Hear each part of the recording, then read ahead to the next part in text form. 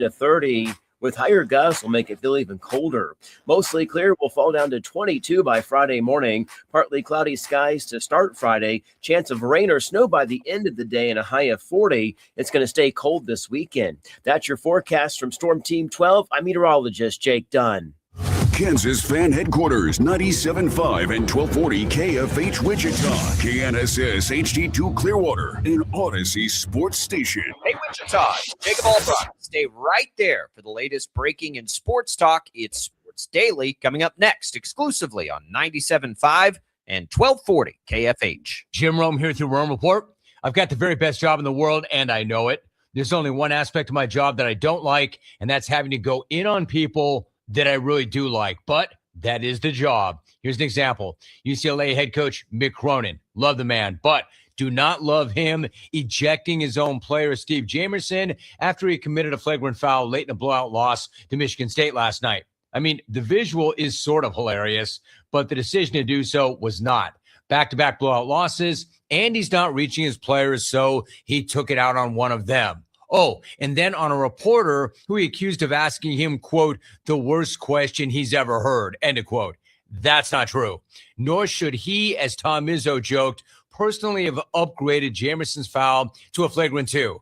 Tremendous line by Izzo, but if you're going to demand that your players keep their heads, you better practice what you preach, Mick. I'm Jim Rome. Remember, you can follow me on Instagram at Jim Rome. 1 in 4 Americans have a disability. I'm one of them.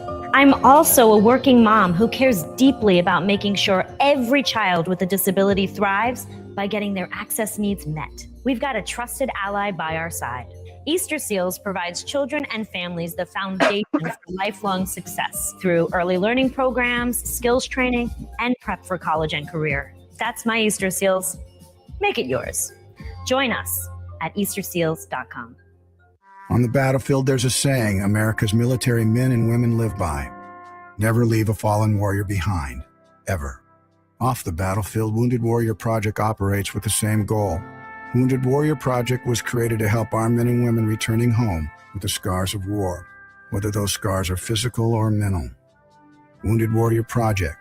We never leave a fallen warrior behind, ever. Learn more about what we do at woundedwarriorproject.org.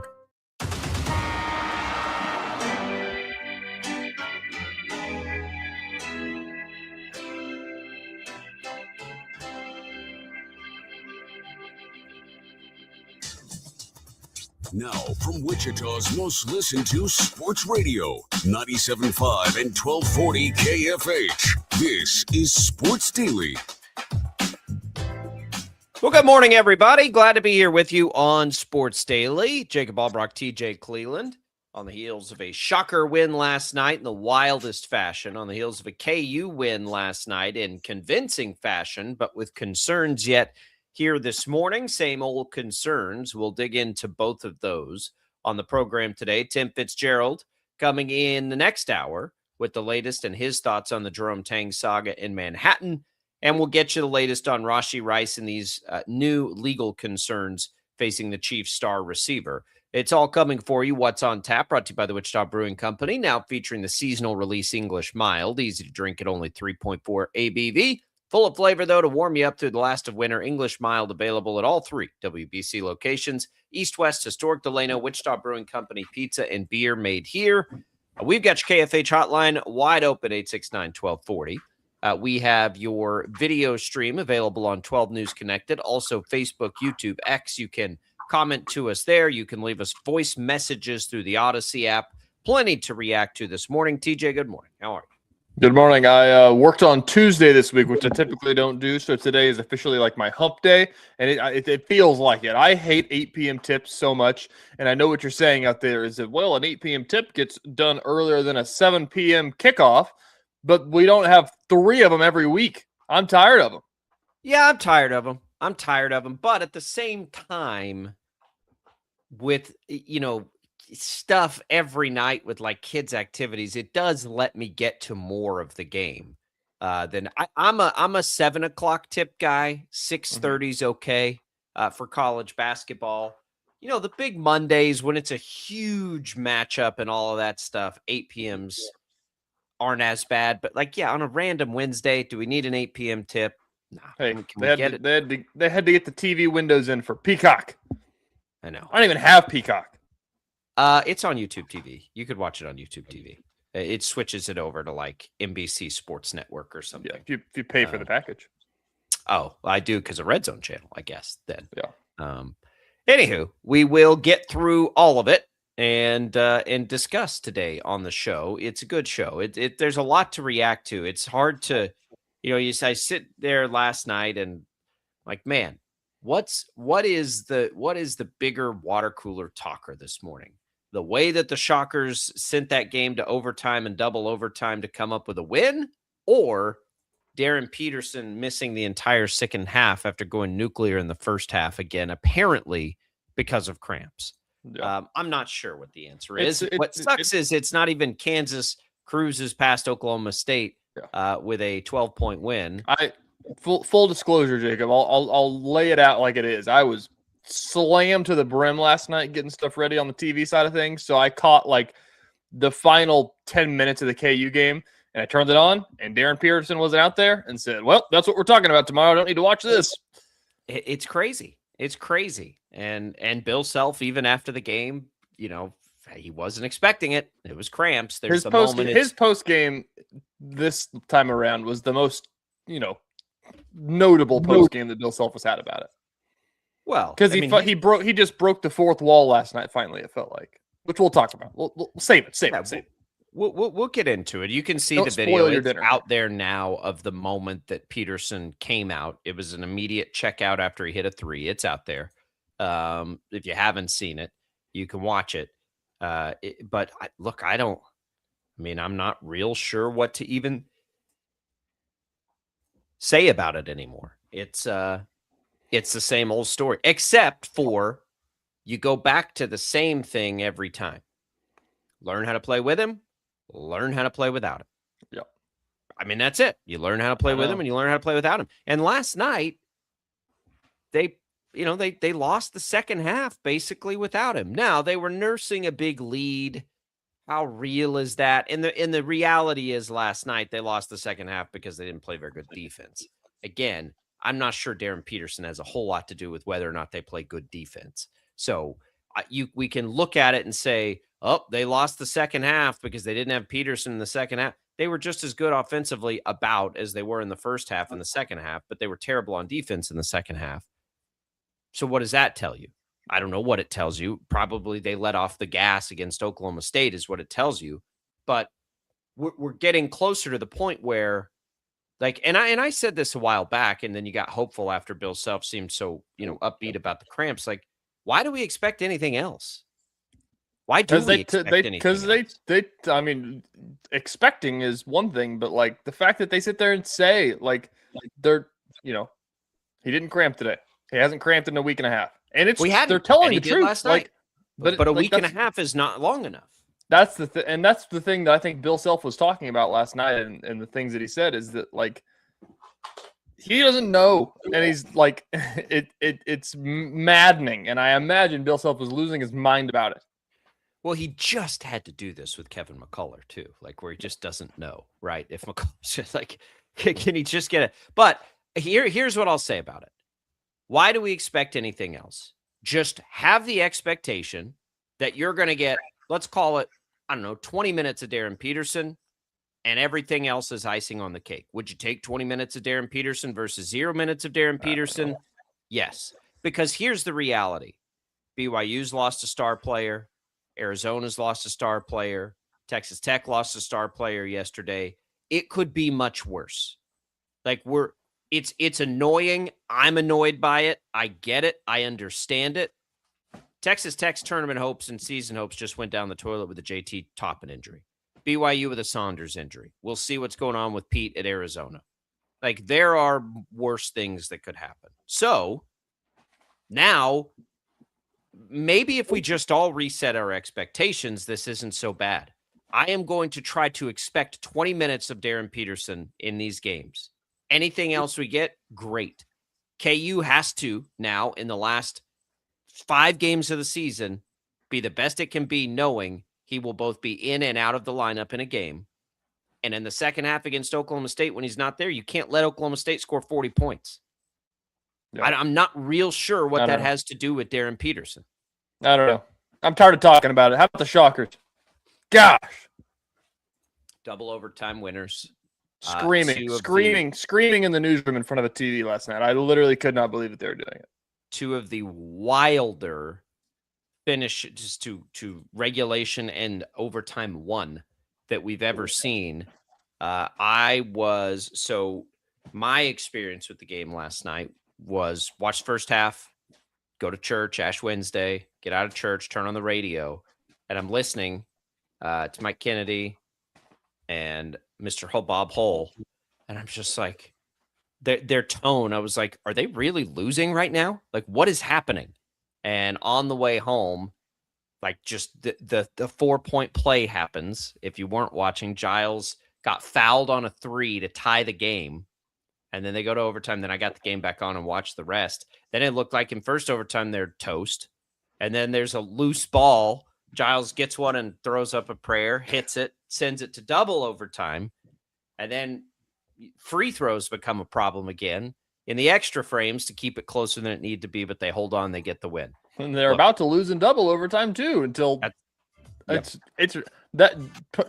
Paul Mills, to his credit, on Monday said Jordan Riley is really good. Guess what? He scored 40 last night. Yeah, look, we knew they were playing better, right? We knew they were playing better.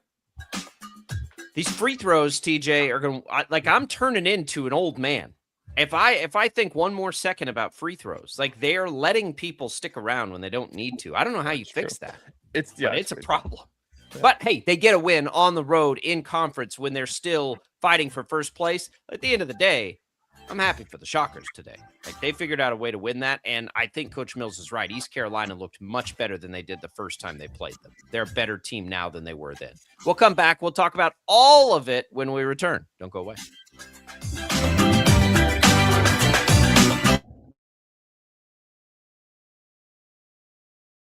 Lightning, hail, tornadoes, flooding.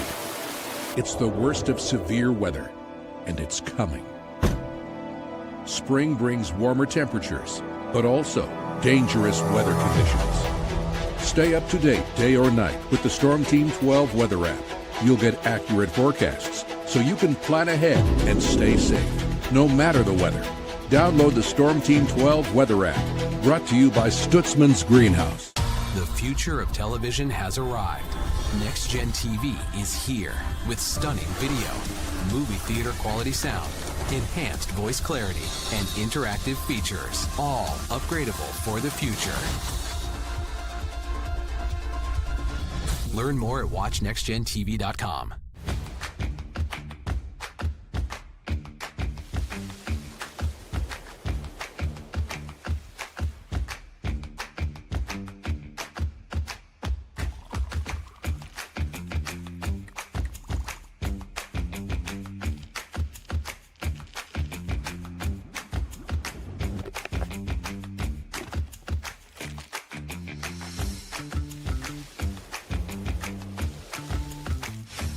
Canvas of our imagination. They tell a story. Clouds affect the events of your day.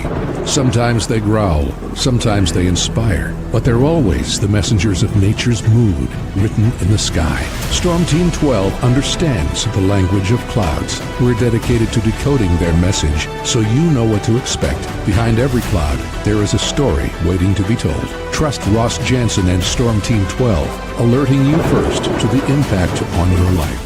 We are following a breaking update. Every day, all day, stream the stories that have you talking near and far. Whoever is behind the wheel of this bus is not stopping. From hundreds of local reporters and meteorologists spanning the country. Chaos here this morning at the UW campus. Search LNL for the all-new Local News Live streaming app. Odyssey is one of the most influential audio and entertainment brands in the nation. You already know Odyssey's iconic local radio brands in Wichita. But did you know Odyssey has the country's best collection of music, news, and sports brands? Odyssey is also a premium podcast creator, major event producer, and digital innovator. Odyssey brings people together across the country and right here in Wichita. Odyssey also delivers meaningful radio and digital audio results. Find out our story and impact at odysseyinc.com/Wichita. Make yourself known now. 8310-1 in traffic pursuit. Oh my God, here. Investigate TV Plus begins with real people. We investigate stories that impact you. And inspire change every day. Something is broken. Real problems. Why are they hiding it? And real solutions. My daughter was dying in front of me. What was your reaction when he said that? Investigate TV Plus, weekdays at 3:30 p.m. on KWCH. Sometimes people tell us, I don't get it, it's just tea. But let me tell you, we are so much more than just tea. With 20 plus flavors of sweet and unsweet iced tea, the possibilities are endless. Come on in and try them all for free to find your favorite or get us on the go for your busy lifestyle. And don't miss happy hour every day.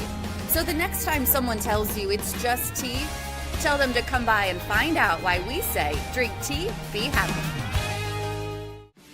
Jim Rome here, lighting up your afternoons on The Jim Rome Show. Catch me starting at 2 on Wichita's #1 sports radio, Kansas Fan Headquarters, 97.5 and 1240 KFH.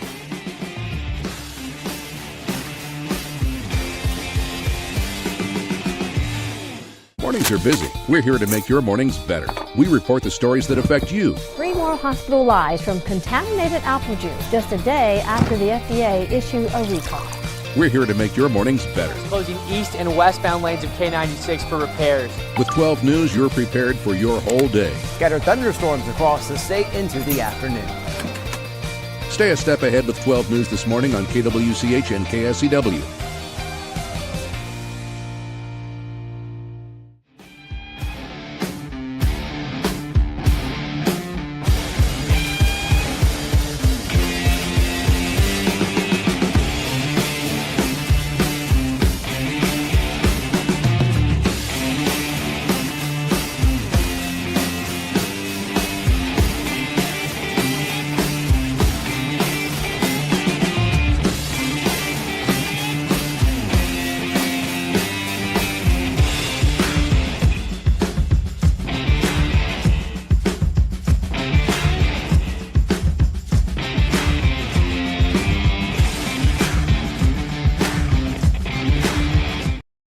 Sports Daily is on KFH.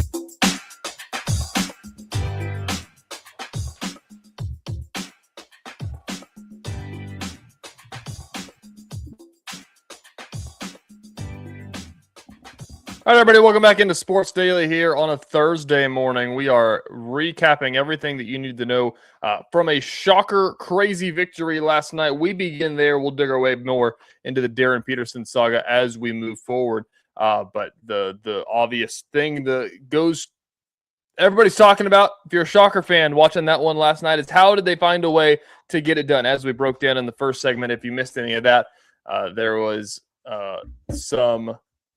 there was the ending of the game. Kenyon Giles, 4-point play, ties it up, sends it into overtime, and they fall throughout overtime, find a way to get a steal at the end of the game, end of overtime, excuse me. Kenyon Giles makes it 2 in that one.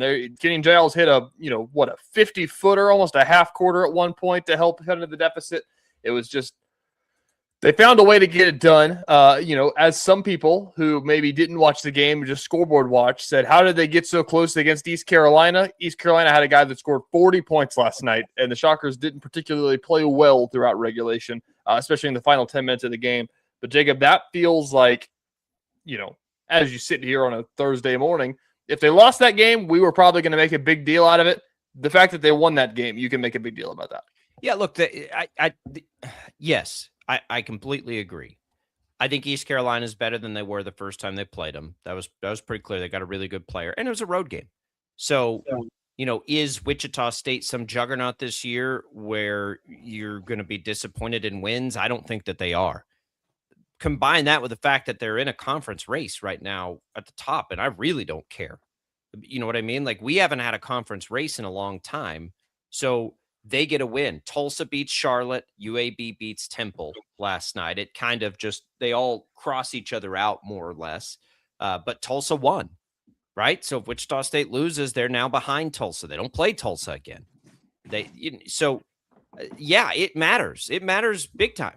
We'll get into, why that game was probably closer than it should have been. But at the end of the day, the Shockers, they snuck one out. Who cares? Like you got to sneak some out in this kind of a race. They're not that much better than the league that they can just skate through these games. They're not. We like the roster. I like the roster. I think it's the best roster in the Paul Mills era. I think they are consistently playing better than any of the teams in the Paul Mills era. But are they a team that we just think should not lose games in conference play? I don't think so. So the fact that they were able to get it, it's lucky. Awesome. Who cares? They stay in the conference race here now on Thursday. And as we come down the home stretch in the race for the second seed, that's a big deal. Like I don't know, like, and I get it. Look, I get it.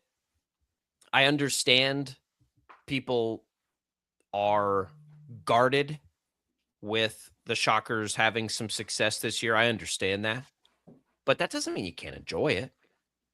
Right? Enjoy it. Enjoy that the Shockers got the win. I think they figured it. Enjoy that you got a player like Kenyon Giles who can do the things like he did last night, because that doesn't always happen. It hadn't happened for a little while at Wichita State. This has been fun. I think also it's, East Carolina isn't, there's only really one bad team in the American this year, and it's UTSA. Like, they're 1-13, and they just beat somebody last week. It was an upset. I can't remember who it was, but like, they're 5-21. East Carolina is 9-17 now, but they're 4-9 in conference play. And like, make your argument, they're 3 games back of the logjam. Like, that's what we've talked about so much, is that this league is just, nobody knows who's good and who isn't good. People get upset every single night of the week. Like, it was a tough ask on, like, they were 6-point favorites. It ended up being 7-point favorites. Yeah, so 7, I think. That was too big a line. We said that yesterday on the air. 7 points on the road. I think at that point it was 8. It was like, that's a, come on. Like that. Nobody in this league should be favored. I mean, East Carolina beat Florida Atlantic. They beat North Texas, who are both up there 2 games ahead of it. Like, they're a couple points away, I imagine, from being a part of the logjam. So spin it however you want to make yourself feel better. At the end of the day, winning a game in double overtime is a really big deal. As you get closer to, as we're 11 days, 9 days away from March, like, that's whenever you need to win games like that. Like, that's the most notable thing to me, I think, is that, like, they're not playing their best basketball, but they're playing winning basketball. And that's all that matters. Yes. Look, TJ Williams, fantastic last night. I think that's kind of the ceiling you see with Williams. That aggressive attack the basket. Somebody comes stop me. Still a young player, still makes mistakes with the ball. I get it, but man, that was an impressive offensive performance from him, and the confidence of it was also really impressive. I thought they've got to do some different. I thought they were good enough defensively last night. They got, Riley was getting his, and I don't know. I don't remember how many he had at regulation. What do you have at regulation? 32. Something like that. He got his, but you'll live with that. I mean, look, 69 points on the road is what it was in regulation. You're good with that. You got to be good with that. You got to be good with holding the opponent under 70. So, all in all, it was a pretty good game for Wichita State. I missed the second half. They did not win the rebounding battle. I am going to assume that was a problem for Coach Mills, and they turned the ball over more than they normally do. They had 15 turnovers in the game. Can't have more turnovers than assists and win a lot of games, but they did. They didn't hit enough free throws down the stretch at critical moments. They still won the game. Again, there's a lot of reasons they could have and maybe should have lost that game, but they didn't. And now they sit there still tied for second place with, I believe, we still assume a tiebreaker over Tulsa, right? Yep. Nothing changes that. Nope. So I'll take it. It's great.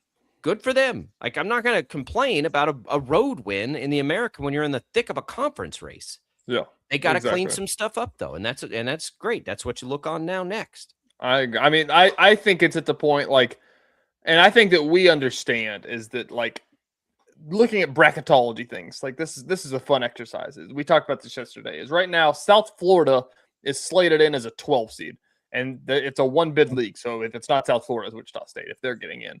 And so if they win, if they do what they need to do in Birmingham in the tournament over there, but like that is, Wichita State isn't going to out talent people, but like if you can find ways to do what they did last night, like that's my whole point here, is that just find ways to win basketball games. Like the resume is not it's not something to where it's even flirting with a 2-bid league, because everybody beats up on each other so much. But the fact that, we've seen them make their flaws, we've seen them do things of that nature, and the way that they can figure out ways to overcome it. Like it's good. Like this is what Shocker fans have wanted for the last 5 years, and it's in front of them. And as you're saying, just take it in for what it is. Temple on Saturday. Would you say Temple lost last night? Temple, pulling it back up. Temple lost last night. Okay, well, that's notable. So UAB basically takes their place. They kind of switch. Okay, still though, as you're in this home stretch of this thing, all these games are going to matter. And so, I'm curious. We're doing all this crowd talk, and PJ Cousinard's back on social media saying we need 10,000 for Mike Kennedy night on Saturday night, which, by the way, would be awesome. But would be awesome. I mean, if you want it, it's in front of you. And look what happened against Tulsa. Like, the crowd won them the game. Yeah, they won themselves the game. The crowd was great.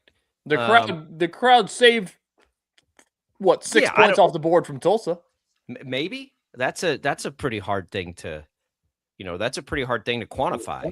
But I also, like, I'm not going to, I hope that it fills up. But if you're talking about like foundational confidence in the program, it's going to take a lot. It's going to take a strong finish. It's going to take doing something. It's going to take having people excited before the season starts next year. And like, it's going to take a lot. And hopefully, what time are the games here? We've got, I just had 5 o'clock on Saturday. We got 5 o'clock on Saturday against Temple. Okay. And then Florida Atlantic on a Saturday at 3 o'clock. I think that one has a real good chance if things hold true here. But yeah, look, does it need to be a sellout? No. Does it need to be, these Memphis type crowds? Maybe Tulsa, if you can get to Tulsa, I think those are good. But it bothers me a little bit. Like, I want there to be a sellout too, but I don't want to guilt trip fans about it. I know. Yes, fans have been supporting the program through some hot garbage for a while too. And nobody's patting them on the back. They're spending money and doing all the things they've been doing when the team's not good. So let's not just say, oh, hey, look, they're winning games. Now you have to show back up again. Hey, everybody, no, that's not fair either. Like you've got to give it some time. It's not just a willy-nilly thing. Like, get the program back in order. And it looks like it is, by the way. Things are pointed in the right direction for sure.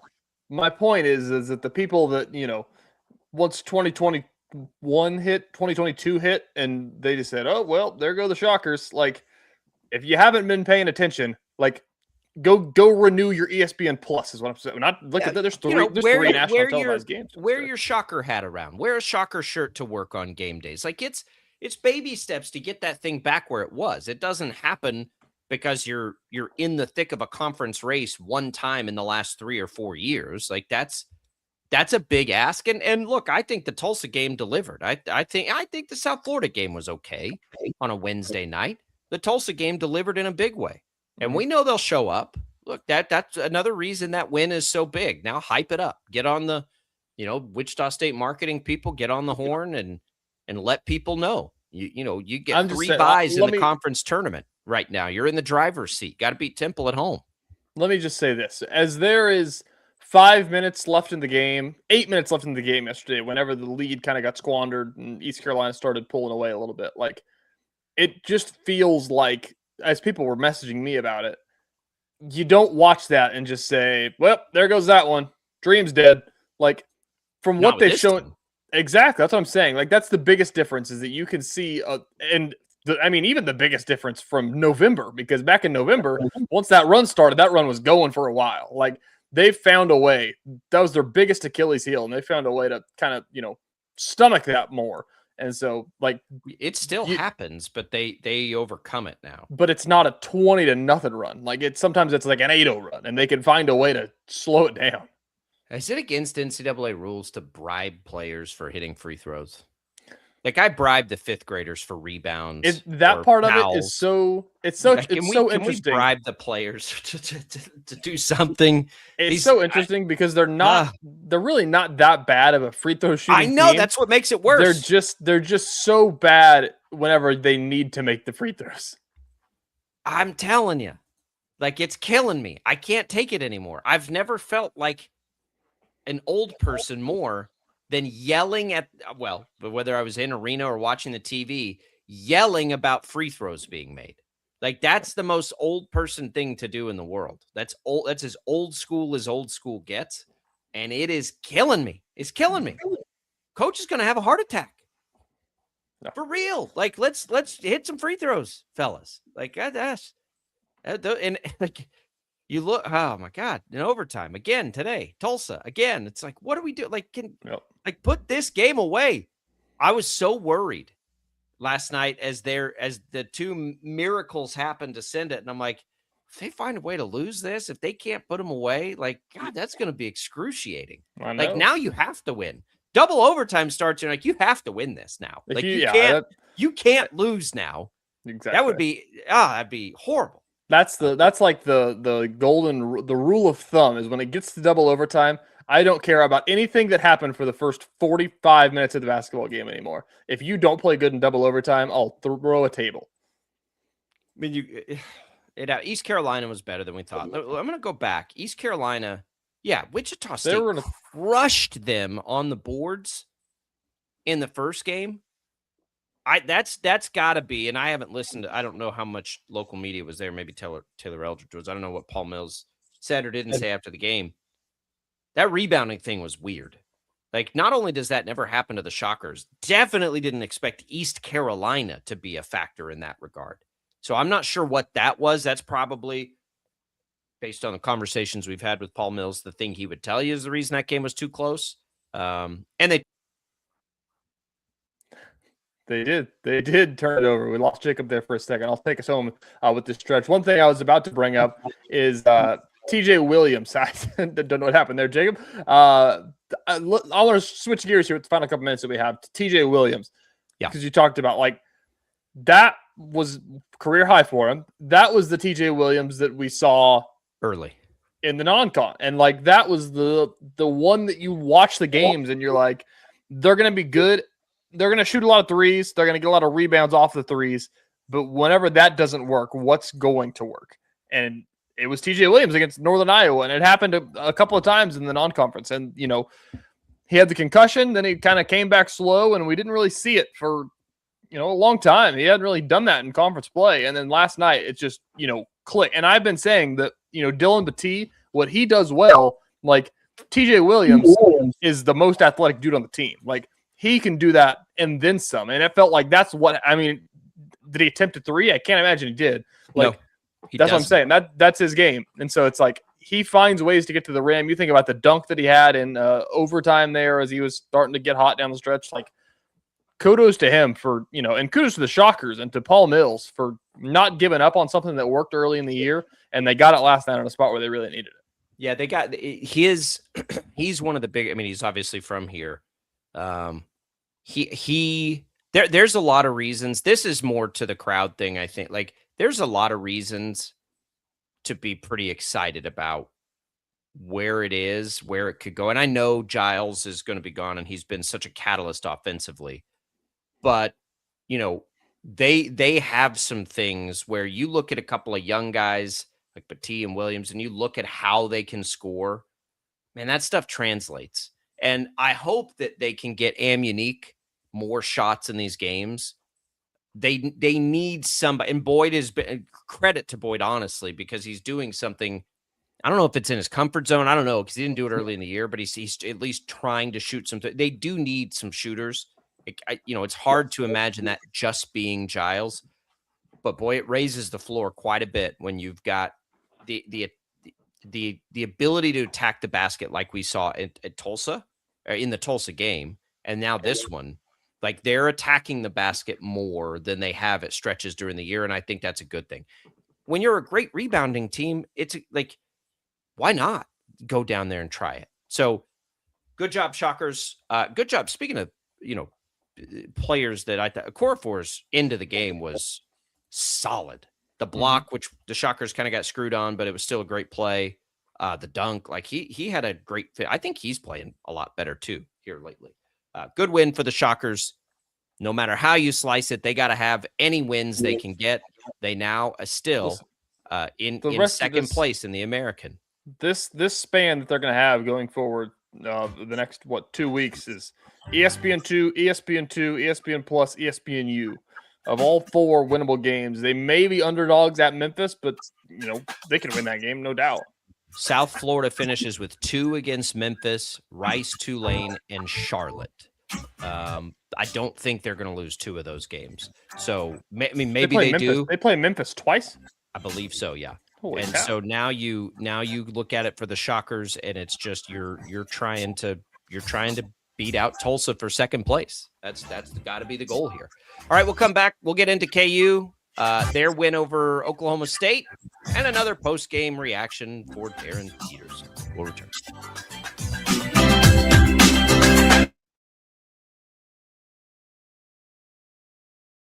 Lightning, hail, tornadoes, flooding.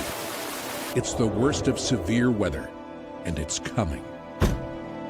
Spring brings warmer temperatures, but also dangerous weather conditions. Stay up to date day or night with the Storm Team 12 weather app. You'll get accurate forecasts so you can plan ahead and stay safe, no matter the weather. Download the Storm Team 12 weather app, brought to you by Stutzman's Greenhouse. The future of television has arrived. Next Gen TV is here with stunning video, movie theater quality sound, enhanced voice clarity, and interactive features, all upgradable for the future. Learn more at watchnextgentv.com.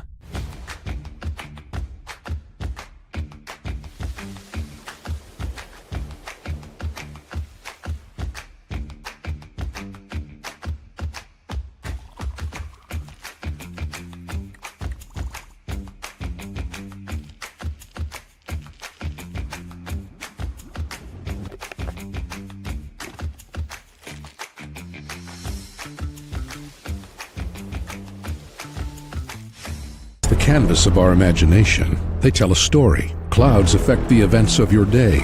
Sometimes they growl, sometimes they inspire, but they're always the messengers of nature's mood written in the sky. Storm Team 12 understands the language of clouds. We're dedicated to decoding their message so you know what to expect. Behind every cloud, there is a story waiting to be told. Trust Ross Jansen and Storm Team 12, alerting you first to the impact on your life. We are following a breaking update. Every day, all day, stream the stories that have you talking near and far. Whoever is behind the wheel of this bus is not stopping. From hundreds of local reporters and meteorologists spanning the country. Chaos here this morning at the UW campus. Search LNL for the all-new Local News Live streaming app. Odyssey is one of the most influential audio and entertainment brands in the nation. You already know Odyssey's iconic local radio brands in Wichita. But did you know Odyssey has the country's best collection of music, news, and sports brands? Odyssey is also a premium podcast creator, major event producer, and digital innovator. Odyssey brings people together across the country and right here in Wichita. Odyssey also delivers meaningful radio and digital audio results. Find out our story and impact at odysseyinc.com/Wichita.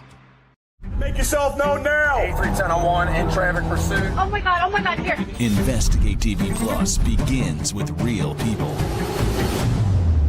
We investigate stories that impact you and inspire change every day. Something is broken. Real problems. Why are they hiding it? And real solutions. My daughter was dying in front of me. What was your reaction when he said that? Investigate TV Plus, weekdays at 3:30 p.m. on KWCH. Sometimes people tell us, I don't get it, it's just tea. But let me tell you, we are so much more than just tea. With 20 plus flavors of sweet and unsweet iced tea, the possibilities are endless. Come on in and try them all for free to find your favorite or get us on the go for your busy lifestyle. And don't miss happy hour every day. So the next time someone tells you it's just tea, tell them to come by and find out why we say drink tea, be happy. Jim Rome here, lighting up your afternoons on the Jim Rome Show. Catch me starting at 2 on Wichita's #1 sports radio, Kansas Fan Headquarters, 97.5 and 1240 KFH.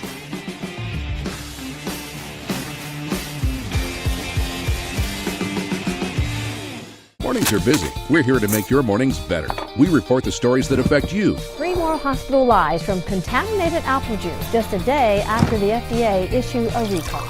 We're here to make your mornings better. Closing east and westbound lanes of K96 for repairs. With 12 News, you're prepared for your whole day. Scattered thunderstorms across the state into the afternoon. Stay a step ahead with 12 News this morning on KWCH and KSCW.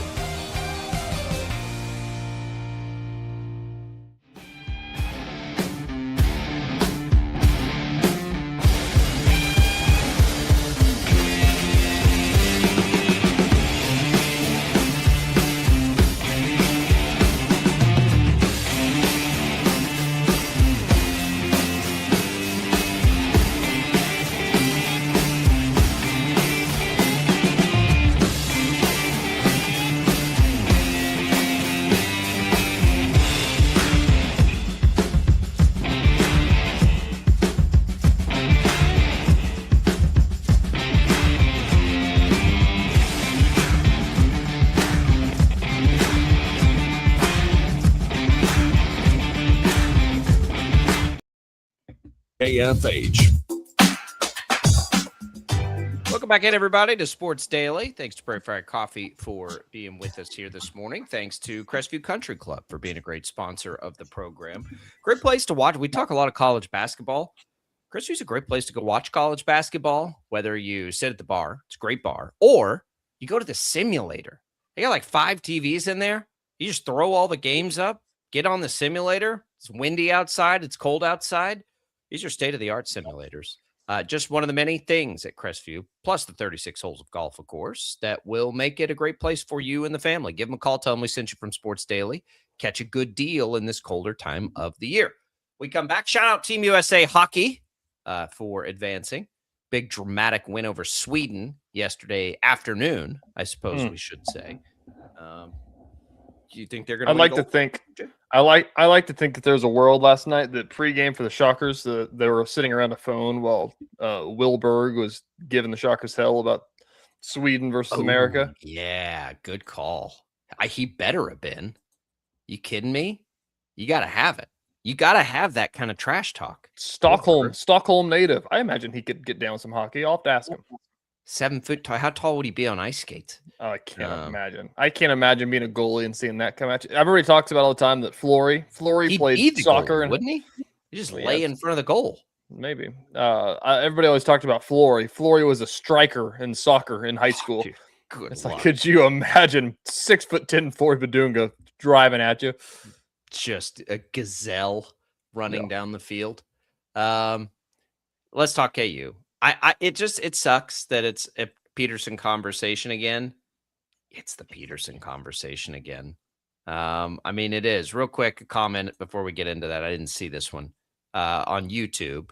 I'm not going to pretend to tell you what that. I think there's a sign. I think there's a Simon in there. KG had the Superman S on his chest last night. Can he apply for more eligibility? I don't think he's one of the guys that can apply for more eligibility. I think that's Mongella there on YouTube. Appreciate that comment there. Yeah, KG's he's a superstar, man. He's so great. Wild. He's unbelievable. And I'm so glad he chose Wichita State. And I'm glad we've been able to watch him this year. And I'm glad they're playing well around him. And I'm glad we're talking Shocker basketball on February 19th, and it's as relevant as it is.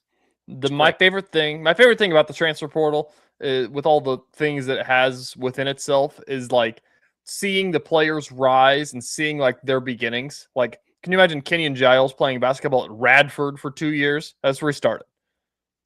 You know where Radford is on a map?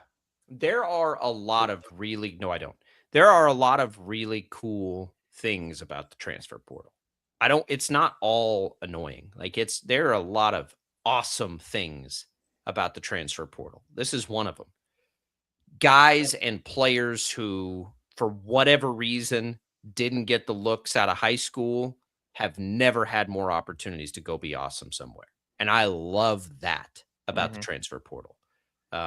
It's not all bad. Let's never forget that, because it is. I mean, he's now on a much bigger spotlight and profile than he ever would have been, and it's been fun to watch. For KU, would we be saying the same things if he had another year of eligibility and you were stressed about that transfer portal coming around? Because that dude would be getting some calls. He'd be getting some calls. I will tell you this. I think that Wichita State's strength and its advantage in the league is going to be at when they get to where they need to be, and I think they're getting closer, their strength will be to hang on to players. This will be a good offseason test. It will. And that's the thing. That's the thing. And not to soapbox on Shockers really quick, but like their strength is in their numbers right now. Like, and it's not the Giles obviously puts them over the edge, but like if it was Giles and nobody else, like they wouldn't be very good. Totally. We've seen it be Giles and nobody else, and they've lost games they shouldn't lose this year. Correct. It's not that. That's just like when it comes to it, like other teams in the American, will they be in the same? Like Wichita State's got a lot of players this offseason they're going to need to hang on to, right? A lot of them. Batee, Williams, Berg, I think we heard Okorafor that maybe could find another year. Amunique. Like there are some guys that could factor in and be made. Like there are teams in the American that aren't going to be able to keep players like that. I think where Wichita State's advantage and strength in that league will be is I think they'll be able to get the resources together to keep those kinds of players. Yeah. And then you've got to still be able to go add more, I hope. And look, we've seen really good players leave. And so there's not like a history in that, I don't think. But there is a history with the program to think that's where it could have its advantages over some of the others. Like, how is Temple going to keep a player? Right? I don't know. It's true. But the Shockers are at full strength and they're, generating the revenue that they can generate. I would think that that's going to be something that they'll be. Maybe it's not all of them. Maybe it's just some of them. I don't know. Maybe it's a mix. But I hope, anyway. KU has never had a problem keeping players. They never had a problem going to find players. They win last night. I'm going to ask you this question, TJ. Storyline wise, what is the more frustrating storyline? Not knowing what's going on with Darren Peterson every single game, or the last 2 years of, boy, this team's not actually very good, and they're not going to be good enough in the tournament. I mean, it's more fun this year for sure. Isn't it? Okay, but some people may not say that. Some people are just so deeply offended that Peterson sits. They're having a hard time realizing KU is in the mix to win a Big 12 championship, is in the mix to win tournament games, is in the mix, is playing really well. Like, they cannot get past the fact that they went on the road and won by 12 points last night. Yep. Like, you just can't get past Peterson is limited in these games. You know how, you've ever, the old adage about, your buddy does something and it's no big deal. And, your wife does the same thing and it drives you up the wall. It's like, you know why? It's because you love your wife. You know why you're so upset about the Darren Peterson situation? Because the Jayhawks are good and you love watching them play. And then it's like, all right, this is the one. Nope. 18 minutes. That's. And if it happened on last year's team and this was going on, it'd be like, of course it is. This year sucks. Like, whatever. Like, that's why it's so much more frustrating. Bryce emails the show, which you can always do, by the way, sportsdaily@kfhradio.com. Bryce is a great emailer. Says, dude's in the midst of a 4-month cramp. He's in it for the payday, as he should be. There's no reason for anyone to expect him to give KU his complete effort going forward. Very frustrating as a fan, but I get it. I'm not, until I hear from or talk to Darren Peterson about what it is, it's all guessing. Rick answers the question I just posed. You just don't get it as a fan. I think this will be why they lose in March. I'd rather lose with guys that care. But my question was, which is worse? This unknown, this guessing game, or last year when it was a repeat of the year before and we just all knew they weren't going to be good enough to win the games? I get that. That's really my question. I'm not saying I don't understand why fans are frustrated. I absolutely understand why fans are frustrated. I think I'm frustrated. Like 100% understand it. Which is worse to me? There's at least with this situation, you can see this team with and or without him getting on a run. This is where I've evolved to on. By the way, let's tell you what Bill Self said last night. I'll read these off for you. So in his post-game press conference, it was kind of a telling one. If you want to go find that one up on the tube, somebody asked a question and said, "This has happened in a couple games now," and he said, "This has happened more than a couple." He said, "I didn't anticipate that tonight at all. I didn't anticipate that tonight at all. I thought he was good to go. We only got 18 minutes out of him. That's disappointing because he could have had a really good night." And then he kept going and he said this one. This one's the more telling one. This is from Henry Greenstein from the LJ World. He said, "It's a concern. I thought we were past it, but obviously we're not. It's certainly a concern. You get into the NCAA tournament, you're playing a team just as good as you, and you need to have all your best players available, so to speak. Yeah, all it takes is for one day like that to derail not only a game, but an entire season. Yeah, it's concerning, but I do think we're making progress with it." That to me is Bill Self finally breaking the fourth wall and saying, like, I mean, he said, "I don't know a lot about the situation." That is the first time that he's just been like, it's concerning more than the fact that Darren Peterson is hurt. It's concerning more in the fact that, like, how do we go into an NCAA tournament with this? And I don't think it contradicts what he said. Was that last week or the week before? I do think we're mixing this in with a legit hamstring injury, legitimately the flu, legitimately turning an ankle. So it's probably a combination of both the bad luck that Bill Self mentioned and the frustration of these cramps and just absolutely having no clue what to expect.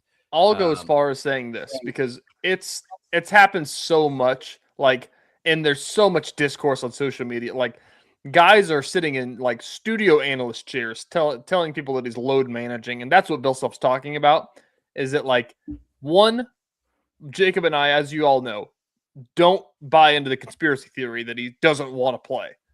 But two, is there something to be said about trying to play through something? Absolutely. Yes. There is. Yes. There is a risk reward for him that only he can determine. It's true. Now, does it change in the NCAA tournament? You know, does he get to that point and say, I gotta try? Do you want him to? Do you want him to play hurt? Because that's what also I'm saying. Like, and we've said this so many times, is that, like, if this was El Marco Jackson, he'd have been done playing in January. Absolutely. And they'd have shut it down and they would have said, "We'll just figure it out next year. It's fine." But they know they can't do that because his days are numbered. Right. It's an interesting argument if it was Melvin Council, who might be out of eligibility. Would they do that to him? I don't know. Would Melvin Council want to do that? But Melvin Council doesn't. He's not going to do that. He's not going to check himself out. This may be it for Melvin Council. I agree. Right? I don't think that Darren Peterson wants to check himself out either. That's not a fair argument. For a senior is what I'm saying. Like, if it was somebody like that, like, would they do that? I don't know, because, like, that's a Bill Self question is what I'm posing here. Like, if it was anybody else except Darren Peterson, is my point, they wouldn't be playing anymore. And I understand it's Darren Peterson and he makes you better when he's on the court, and that's the reason you're not doing that. But that's the question that's now getting posed all over social media, is that, does this in turn say that he's bigger than the team? Like, to keep trying and everything like that. Because if it was from KU, is KU saying he's bigger than the team? Yes, that's kind of that's the image that is now getting posed, because they just keep letting it happen. It's when we get to that point that I've got to check myself out. That is the line to where it's like, there's something reasonable about this argument, and then you cross the line and everybody's just calling him a baby in load management. Well, is he bigger? Is he bigger than the team? Are they better without him? Like, that's not true.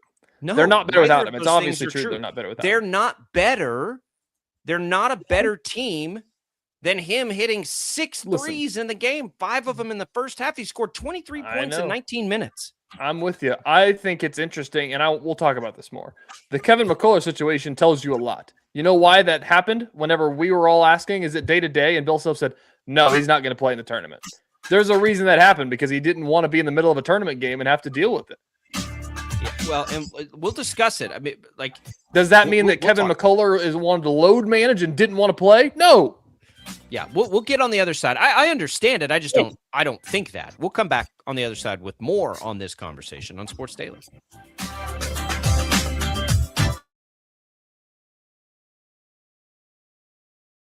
Lightning, hail, tornadoes, flooding. It's the worst of severe weather, and it's coming. Spring brings warmer temperatures, but also dangerous weather conditions. Stay up to date day or night with the Storm Team 12 weather app. You'll get accurate forecasts so you can plan ahead and stay safe, no matter the weather. Download the Storm Team 12 weather app, brought to you by Stutzman's Greenhouse. The future of television has arrived. Next Gen TV is here with stunning video, movie theater quality sound, enhanced voice clarity, and interactive features, all upgradable for the future. Learn more at watchnextgentv.com.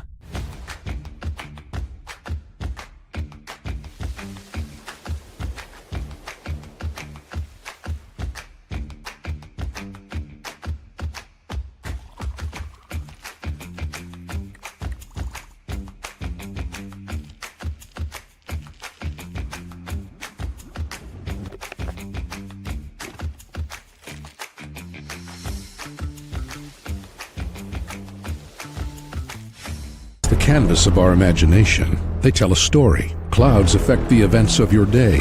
Sometimes they growl, sometimes they inspire, but they're always the messengers of nature's mood written in the sky. Storm Team 12 understands the language of clouds. We're dedicated to decoding their message so you know what to expect. Behind every cloud, there is a story waiting to be told. Trust Ross Jansen and Storm Team 12, alerting you first to the impact on your life. We are following a breaking update. Every day, all day, stream the stories that have you talking near and far. Whoever is behind the wheel of this bus is not stopping. From hundreds of local reporters and meteorologists spanning the country. Chaos here this morning at the UW campus. Search LNL for the all-new Local News Live streaming app. Odyssey is one of the most influential audio and entertainment brands in the nation. You already know Odyssey's iconic local radio brands in Wichita. But did you know Odyssey has the country's best collection of music, news, and sports brands? Odyssey is also a premium podcast creator, major event producer, and digital innovator. Odyssey brings people together across the country and right here in Wichita. Odyssey also delivers meaningful radio and digital audio results. Find out our story and impact at odysseyinc.com/Wichita. Make yourself known now. 831001 in traffic pursuit. Oh my God, here. Investigate TV Plus begins with real people. We investigate stories that impact you. And inspire change every day. Something is broken. Real problems. Why are they hiding it? And real solutions. My daughter was dying in front of me. What was your reaction when he said that? Investigate TV Plus, weekdays at 3:30 p.m. on KWCH. Sometimes people tell us, I don't get it, it's just tea. But let me tell you, we are so much more than just tea. With 20 plus flavors of sweet and unsweet iced tea, the possibilities are endless. Come on in and try them all for free to find your favorite or get us on the go for your busy lifestyle. And don't miss happy hour every day. So the next time someone tells you it's just tea, tell them to come by and find out why we say, drink tea, be happy. Jim Rome here, lighting up your afternoons on The Jim Rome Show. Catch me starting at 2 on Wichita's #1 sports radio, Kansas Fan Headquarters, 97.5 and 1240 KFH.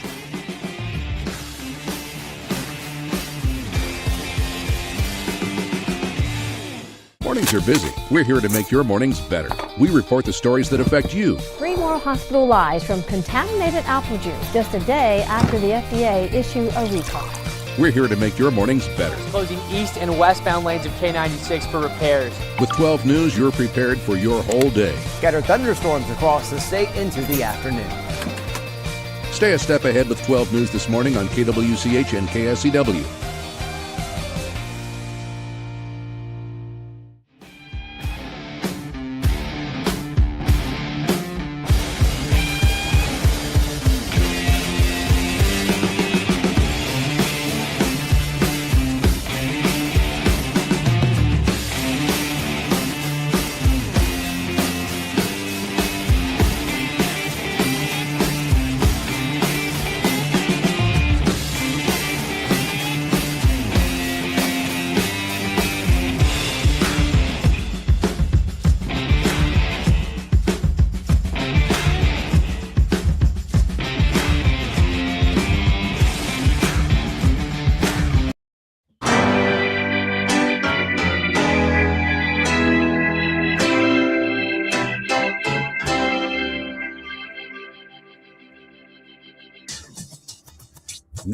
From Wichita's most listened to sports radio, 97.5 and 1240 KFH. This is Sports Daily. All right, welcome back in, everybody. It is Sports Daily here on KFH. Jacob Albrock, TJ Cleveland. Thanks, everybody out there, for tuning in and being a part of the show. Lots of great comments and commentary this morning. You can keep those coming lots of different ways. You can email us at sportsdaily@kfhradio.com. You can call us at 869-1240. You can leave comments on our video streams, which you'll find on Facebook, on YouTube, on X. And you can leave us voice messages. It's really easy, actually. If you're listening to us on the Odyssey app, just hit that little microphone. You can actually leave us voicemails, basically, and Max can take those out over the air. We are here. Talked a lot of shockers in the first hour. We'll continue to talk KU, their game against Oklahoma State last night. And we'll talk to Tim Fitzgerald about what's going on in Manhattan coming up a little later in this hour as well. TJ, real quick, though, in this shorter segment, because it's a tricky one to talk about, and I don't think either of us like to live in the world where we've got to talk about Rashee Rice abuse allegations, but there are Rashee Rice abuse allegations through a lawsuit filed yesterday by his ex-girlfriend, who is the mother of his kids, alleging abuse of a variety of ways and over a 2-year period. So that is out there. This follows her on social media putting this out there about a month ago, which led to an NFL investigation. So we'll get into that as well here in just a second, what his lawyer's saying, everything. It's all What's on Tap, brought to you by the Wichita Brewing Company, now featuring the Coca Dolce Dubai Porter, Chocolate Porter at all 3 WBC locations. Treat yourself and your sweetie to this special seasonal brew, Coca Dolce Dubai Chocolate Porter, infused with Coca Dolce chocolate, available at WBC now. Pizza and beer made here. We'll have some giveaways for you this hour as well, so stay tuned. It's another Chiefs off the field story, TJ, that it just gets annoying and it gets disheartening at some point. Rice has already been suspended for his role in the high-speed chase. Now we've got this. The NFL is already investigating him because of the social media post from Dakota Jones, who is the ex-girlfriend that's alleging this. We got a statement from Rice's lawyer later in the day, and I'm confused by it. So I'm just going to read it to you. On October 9th of 2025, well after the parties' relationship had ended, Ms. Jones stated under penalty of perjury in a sworn affidavit for non-prosecution that Mr. Rice and I had a verbal argument, but he did not punch me. That's according to Sean Lindsay. We will allow the legal process to run its course and will have no further comment at this time. I'm confused by the statement because I don't know what it's referring to. She's alleging in her lawsuit that the abuse happened for 2 years, in a variety of ways. So is this like a blanket statement for everything? Is this one specific thing that happened in there? I'm not sure. I honestly don't know. But it's another issue for Rashee Rice now in still a young NFL career. I guess if you're the Chiefs, you just have to let it play out. But if you're the Chiefs, you have to have a backup plan. You do. And I mean, that's the only thing that there is to really talk about is that, if something were to happen about this, what does it mean for the Chiefs on the field? As we're talking about, we're not going to sit here and speculate about legal processes of things of that nature off the field and stuff like that. So we'll just basically, the only thing we can do is just kind of keep an ear to the ground and figure out, what's going to happen and when that's going to happen, if it were to happen. And then what does it mean for the Chiefs? Does it happen, talking about football wise here, does it happen pre-free agency? Does it happen pre-draft? Does it happen midway through the season? Is that something you need to prepare for if this is something? And again, it's so early in this process that we have no idea about any of that. It's what I don't know, and what I do think we can. It's not speculating. It's trying to understand the situation. It's a lawsuit for money, which is so I don't know if that's different than are police investigating this? I haven't seen that. I'm not sure. We know the NFL is. Is there a criminal component to this? I don't know. there is also not an outright denial that I know of from Rice that none of this is true, which I think you have to pay attention to, right? I haven't seen anything that says she's lying. None of this happened. It's we got a statement from the lawyer about legalese, and so I think that's not good. But if you're the Chiefs, how much more are you willing to, and they've made a documentary about how much they're willing to deal with this stuff. Tyreek Hill, Hunt, Frank Clark, Rashee Rice.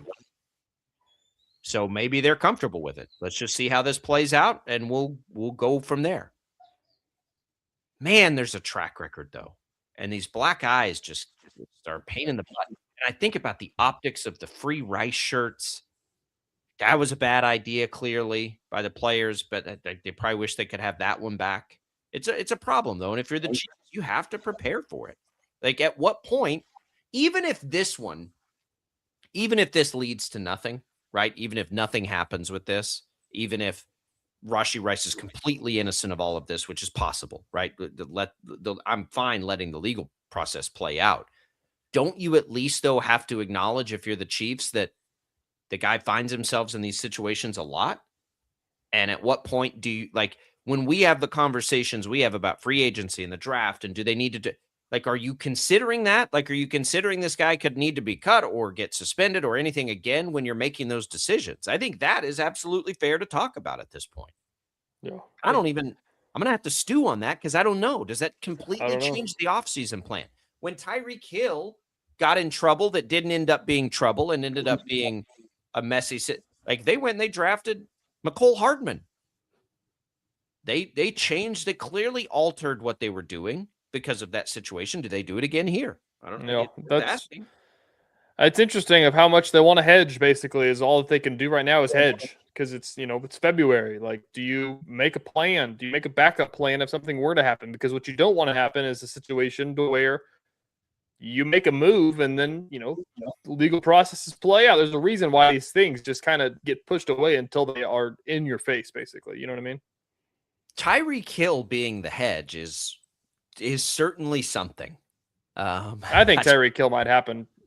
I think he might happen either way. Tyreek Hill's not. He's too old and too injured to be a hedge on Rashee Rice.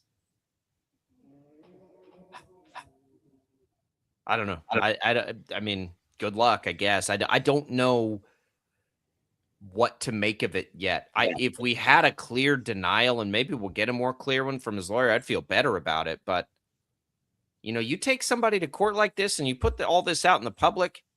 I'm sure that I've heard Jim Rome say this over the years. It's what we all think. If somebody sued me and I didn't do it, you better believe you're catching one back the other direction. You know what I'm saying? You don't get to just lie like that. And if you do, there's consequences. So we'll see how this plays out. That was the statement we got from the attorney yesterday.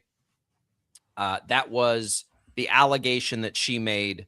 We're putting it all out there for you, and we'll see what happens. And the more pressing issue is, how do the Chiefs react to it as they free up money with Patrick Mahomes? From a football perspective, it's do they need to, if a wide receiver's there at 9, is that back on the table now? Is there someone in free agency? Probably not at receiver. Free agent wide receivers are really expensive. So we see how the Chiefs react to another one of these. I'm not sure. It's so early in the, that's what I was talking about at the office yesterday. It's so early in this process. I have no energy to try to because this is something that we're probably not even going to know anything about for, months if it were to get something come down. And then if something does come down, we may not know for more months of what the NFL is going to do about it. Yeah, exactly. It's a civil lawsuit, so you can run yourself up a flagpole trying to chase down this story, and it's just call me whenever something happens. Basically, I don't think that there is a criminal element to this. It's a civil lawsuit, which can get him suspended still, because the NFL has said it's investigating after the social media posts, and that they told ESPN the matter remains under review yesterday. So if it's civil, all kinds of things could happen okay, what if there's a settlement in a civil lawsuit? The league still investigates, right? That, to your point, there is no telling when this resolves and how it resolves. So if you're the Chiefs trying to make roster decisions next year, what do you do at wide receiver? Could you imagine that wide receiver room without Rashee Rice and Travis Kelce? What are you running out there?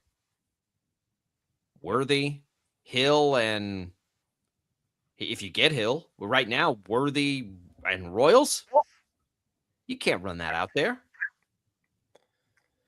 It's a problem. It's a problem, TJ. We'll leave it there for today. We'll come back. We'll talk KU. We've got K-State Talk with Tim Fitzgerald coming up today as well. I've got headlines. Oh, my God. We're going to have to push headlines into the next segment. We're going to have headlines in the next segment. Thank you. We'll have it all on Sports Daily. It's a busy day here. Headlines I missed next, plus KU Talk coming right up.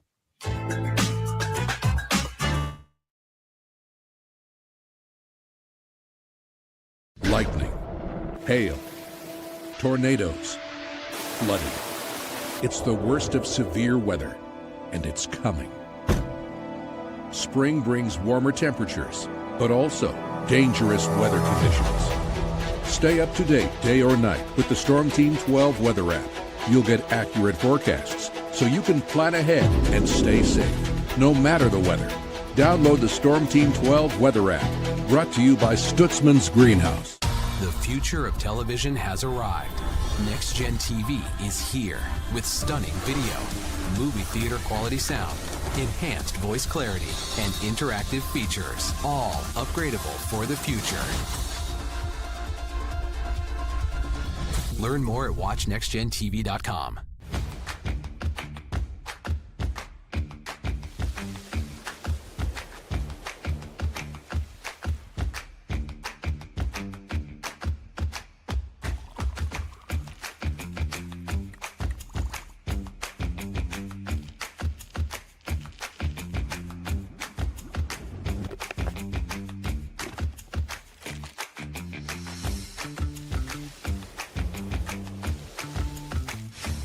Canvas of our imagination. They tell a story. Clouds affect the events of your day.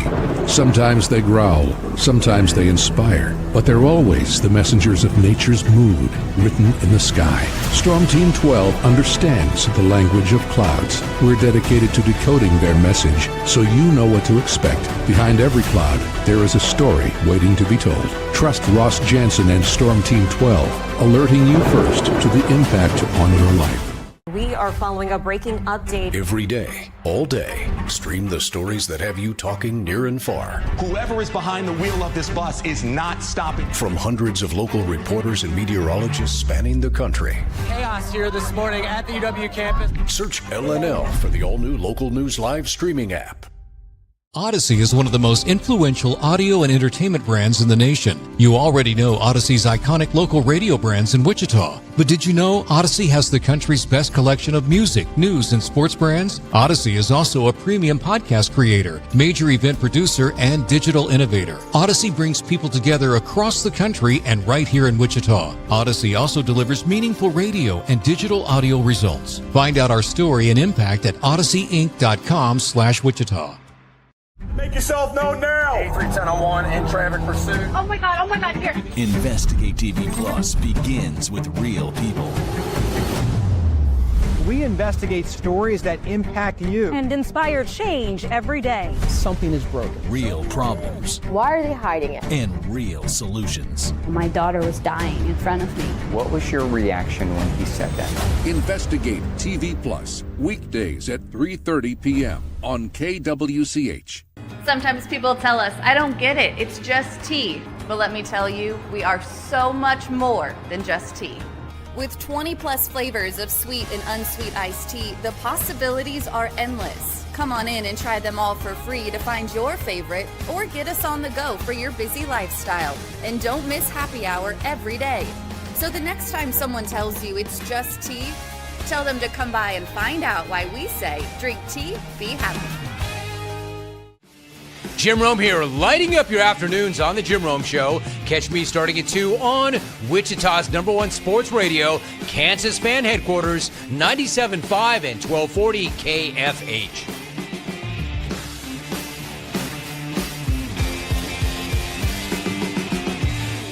Mornings are busy. We're here to make your mornings better. We report the stories that affect you. 3 more hospital lies from contaminated apple juice just a day after the FDA issued a recall. We're here to make your mornings better. Closing east and westbound lanes of K96 for repairs. With 12 News, you're prepared for your whole day. Scattered thunderstorms across the state into the afternoon. Stay a step ahead with 12 News this morning on KWCH and KSEW.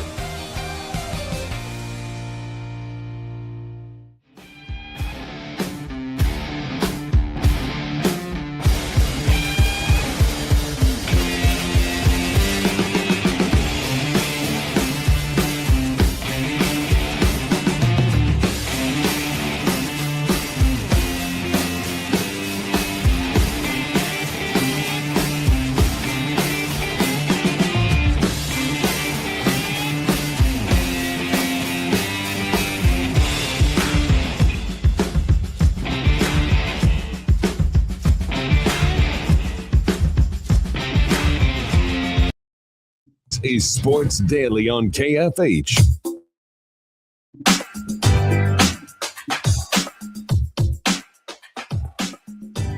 All right, welcome back, everybody, to Sports Daily. Glad to be with you here on this day, on this Wednesday. We are a little out of order, but no problem. We'll get to some Darren Peterson KU talk right after this. But first, Max, hit it. All right, Sports Daily fans. Let's take you to the sports headlines Jacob probably didn't see. All right, I've only got 2 for you, but they're 2 pretty good ones. Let me get to them here. Darius Acuff, are you aware of the name? Yes. See what he did yesterday? I see that he's been lighting it up all year long. Yeah. I saw the double overtime game. Yes. What did he score? 50? Did he get 49? to 50? 49 points. The thing's making the headlines, though, is what was said in the post-game press conference from I did not John see that. Calipari. He revealed post-game that Acuff was wearing a walking boot for 2 days prior to the game. Here we go. And the quote that I'm looking at here said, I said, you think you might have to miss this game? And Darius Acuff said, are you nuts? And all the replies are Kansas fans. Yeah. Boy, you could see that coming a mile away. No kidding. Jeez. Freshman scores 50 coming off of an injury. I know. KU fans are, you know what I mean. I don't know what to tell them. Look, we're going to talk about it in just a minute. Like I'm out of answers for you. I'll tell you what I told a KU fan this morning. I'll tell you that when we get done with the headlines here. Okay. All right. Let's keep going here. I only got one more, but it's a good one. Illinois State, the Valley. I don't even know who this is. Ryan Pedon. I don't even know how to say his name. He's the Illinois State head coach. He wrapped up his post-game presser and then came back in the room to tell a story that Mason Clabo forgot his inhaler at his dorm next to the arena. He ran back to his dorm mid-game in full uniform to go get his inhaler and was back on the bench all within 5 minutes. Nice. That would be dangerous if you needed the inhaler, right? I know. The sprint back and forth. Yeah. Like, hope you don't get locked out or something. Could you imagine being on Illinois State's campus? Where is that? Normal, Illinois, walking around and seeing just a guy in a full uniform sprinting to his dorms? Whoa, isn't there a game going on? Could you imagine, because you're in a uniform and not your normal clothes, that you get all the way to your dorm and you can't get in your room because you don't have a key? Oh, that'd be something. That'd be brutal. And now you've just sprinted. You don't have your inhaler. You need your inhaler. What's the answer there? Talking about some TV stuff. At Colin Klein's introductory press conference, we left a cord in the car on the other side of the parking lot of Bill Snyder Family Stadium. We had 10 minutes to the live shot, so it was a dead sprint across the parking lot. Got there, no keys. Sparrow cord? No, I sprinted back, got the keys, sprinted back, got the cord, down and sprinted back. We had a shot. And I was dripping sweat. Did you catch your breath 43 minutes later? Yeah, it was. I was wearing, because it was freezing cold that night, so I was wearing like a thermal, like tights and a long sleeve shirt under my quarter zip, and I was sitting there sprinting around, and I was dripping sweat. It was disgusting. There's that feeling in our world of missing a piece of equipment that you have to have, and like that's a terrible feeling. I hate that feeling. It always happens to us in our world with they're these little cards. Everybody knows what they are, SD card. You forget one of those. Like you get there, everything's set up, and you don't have your card, and you're like, oh crap. That is one of the worst feelings. There's no backup plan. You're hopeless. You're like, can you wait 30 minutes while I run to Walmart really quick? Yeah. Oh, gross. Good for that young man, though, for getting there and remembering how to get into his dorm room. That's awesome. So 2 stories there, 2 headlines featuring players going above and beyond to continue playing in the game. Right as we're about to just parlay right into some KU talk with the Darren Peterson conversation that will never go away. Here's what I told a KU fan this morning, who same thing, same idea. I just said, look, just reset your expectation. Expect him to play 20 minutes and then not anymore. Everything you get after that is a bonus. And the reason I say that is like, I feel like if you're Bill Self and the rest of the team, you kind of have to approach it the same way, don't you? It's odd too, because lately it feels like when Darren Peterson doesn't play particularly well, minutes, when he plays with his hair on fire, he doesn't play as many minutes. It's a strange anomaly. So for me, it's a reset, right? I do not expect him to finish games. I do not expect him to play a full workload, and I'm not going to try not to expect that at any point, including in the NCAA tournament. And then I'm going to reset expectations for KU to that reality. KU should have beat Oklahoma State by more than they did last night. Is that because Darren Peterson didn't play in the second half? Or is it because they didn't play any defense in the second half? Because one of those things they can control, and that's how they play defensively. Nobody can control how much Darren Peterson plays. So I feel like if we just understand that dynamic, and as we mentioned in the other segment, we talked about this, I can't go to the place where it's like they should just not have him. They're better without him, because they're not better without him. They don't have any shooters without him. I think it's interesting now because it has evolved so much, and like as a fan, like it's easy to say that, but as I push back, it's just like if they're gonna say that he's healthy, then he needs to play in the games. Like that's the thing. But like to your point, maybe that's what just needs to happen. I don't think that that's okay to swallow as a KU fan, that's just going to happen. If that's going to happen, then I think that we need Bill Self to get up on a microphone and say, listen, guys, he's just not able to do it, but we're going to take it while we can. He's going to not play more than 20 minutes. We're putting him on a minute. But that's not what I'm saying. I'm not saying they should put a restriction on him. I'm saying as a fan, don't expect any more than no, that's crap. I'm not doing that. You want Bill Self to limit his minutes? If he's going to play in 20 minutes, either way, I would rather just have them say, yeah, guys, he can't do it. What if he can give you 26? You don't want those 6 minutes?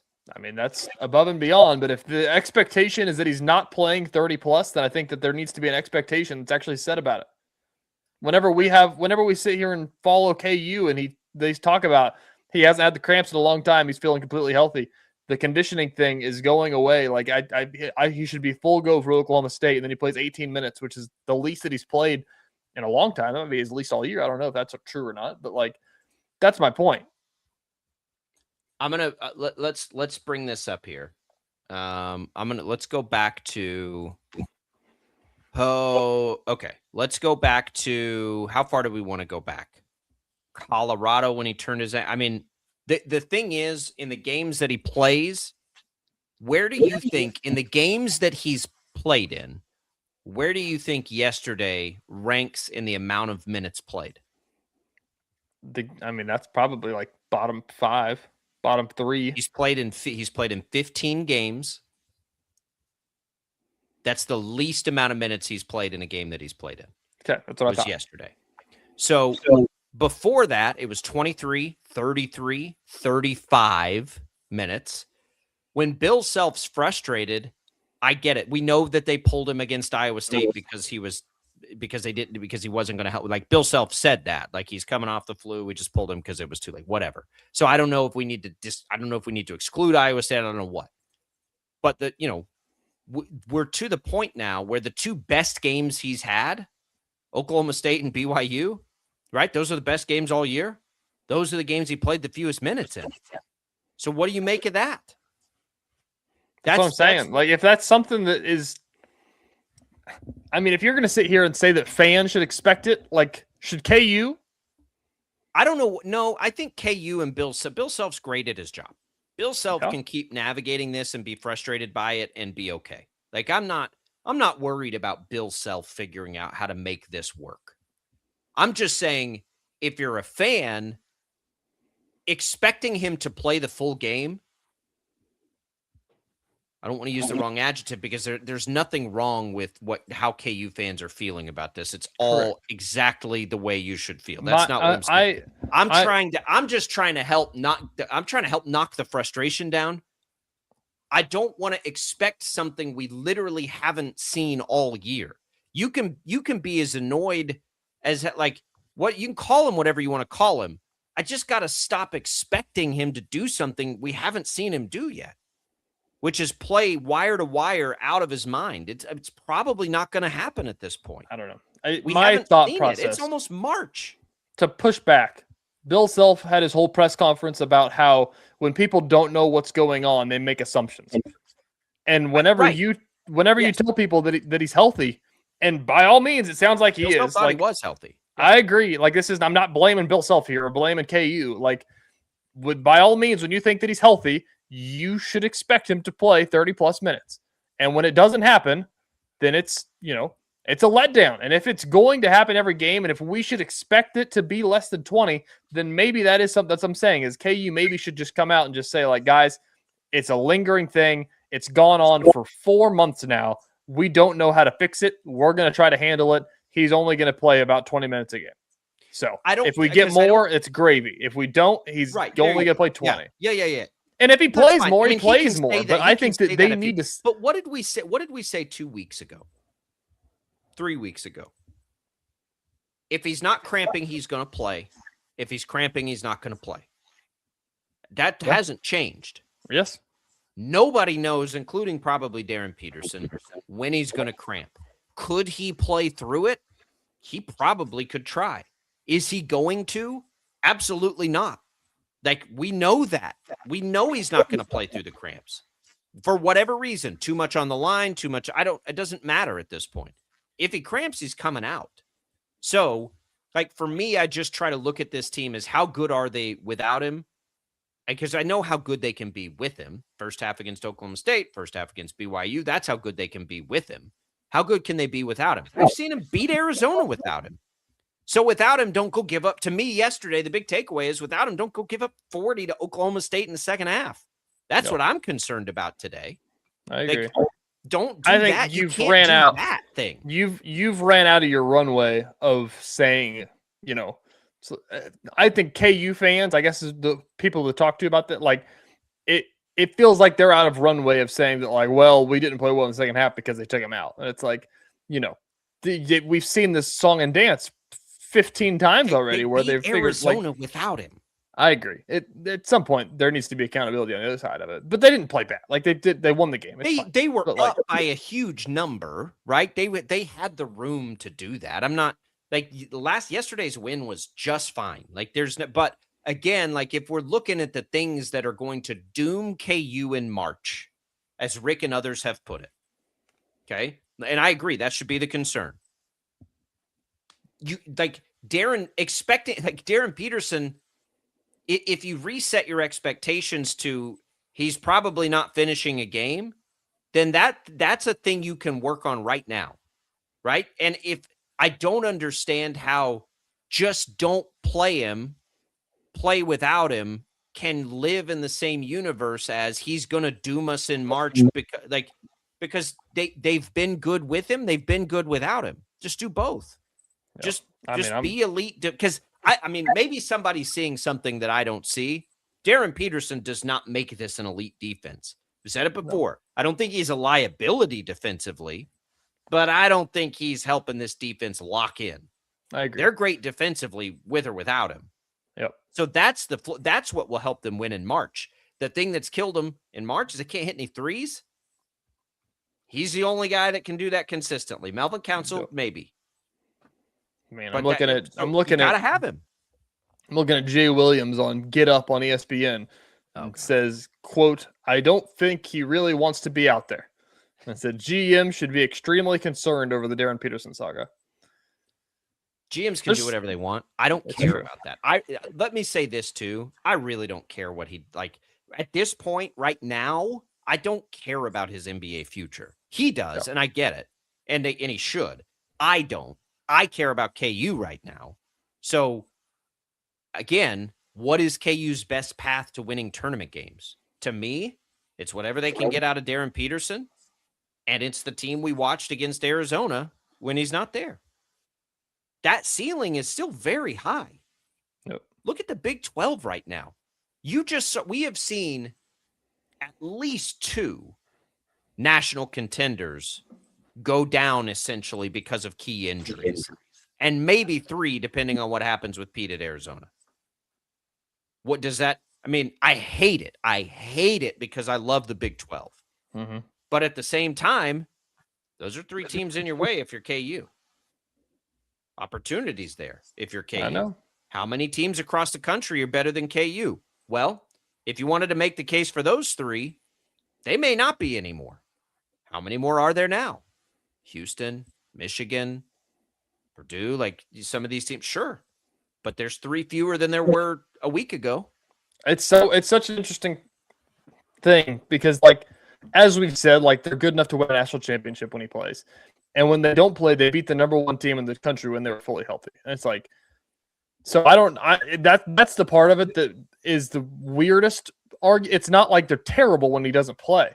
And that, right. that but is they're not good enough to me to win a national title. But they're good enough to beat the number 1 team in the country. They can beat anybody. And they could do that 1 time in the tournament or 2 times. Can they do it? How many 6? 6. Take 6 wins in the tournament? I don't know that they can get enough offense without him. And he's not like, again, I say this all the time, start the offense down low, do all those things. But it's not even he doesn't have to score 30. He just has to be a threat to hit a 3. That's like they don't. Somebody brought up shooters. Now I'm thinking about this. Let me bring up this. Somebody made an interesting point on social media. I don't know who said it, so sorry I'm ripping your stuff here. But at this point of how they've handled the situation, what really can they do? Because if it's 1, you shut him down, it looks bad on KU, it looks bad on Darren Peterson. 2, if you give him a minutes restriction, it looks bad on KU, it looks bad on Darren Peterson. No, that's load if you just keep ignoring it and just kind of keep dealing with what's going on, it just kind of looks bad on Darren Peterson, but like at least KU's kind of saving face, I guess. Give me option 3, because what's happening now, what happened yesterday, that doesn't look bad on Bill Self. That doesn't look bad on KU. It's fine. It's fine. It's also just so happens to be, to me, your best chance to make a run in the tournament. So just do that. Just do that. Expect that. Understand that reality is the reality and move on. Look, they didn't have him in the second half and they still were pretty good offensively last night, right? Their defense wasn't very good in the second half, but what did they score in this? They still scored 38 points, right? 76 points in a game is enough for KU to win most of the games it plays. Yeah. That's how good they can be and should be defensively. You know what it is? I'll give us a segue here to have the runway. You know what it is of why it happened last night? Because Darren Peterson has been listening to Sports Daily and realizing that Jerome Tang's taking his headlines. He said, I got to get back in there. I got to jump back in. I got those guys of the things that those guys don't want to talk about.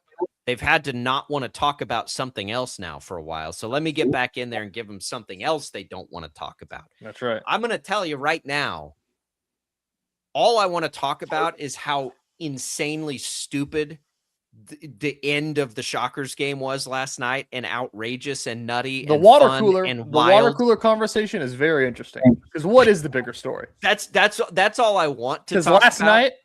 night I did not give a single care in the world about that KU game after the Shockers game. Yeah, it was down on the list. But today it's I know Peterson. it's different. We're about to talk the to game. Tim Fitzgerald I don't about care. Jerome Tang. We had to talk about a Rashee Rice legal situation. I couldn't tell you who scored the most points last night in the KU game. I couldn't tell you anything except for Darren Peterson had a good first half and he didn't play in the second half. And that's the only thing that's on social media or anywhere about the situation. Spoiler alert, Darren Peterson scored the most points yesterday. it's a show of things we irony. Maybe that's another segment. Things we don't want to talk about today. Maybe we should just make that a segment as well as headlines that I missed. We're coming right back. Tim Fitzgerald joins us with another one we don't want to talk about, a legal battle with Jerome Tang. That's next.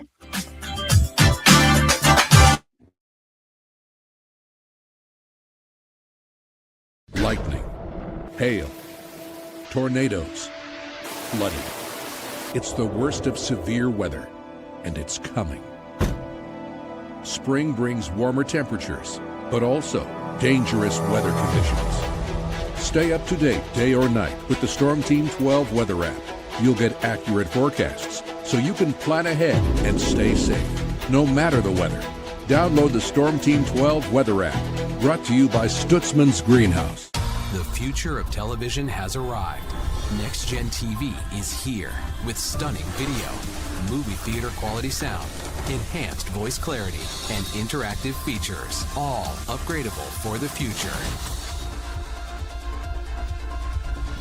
Learn more at watchnextgentv.com.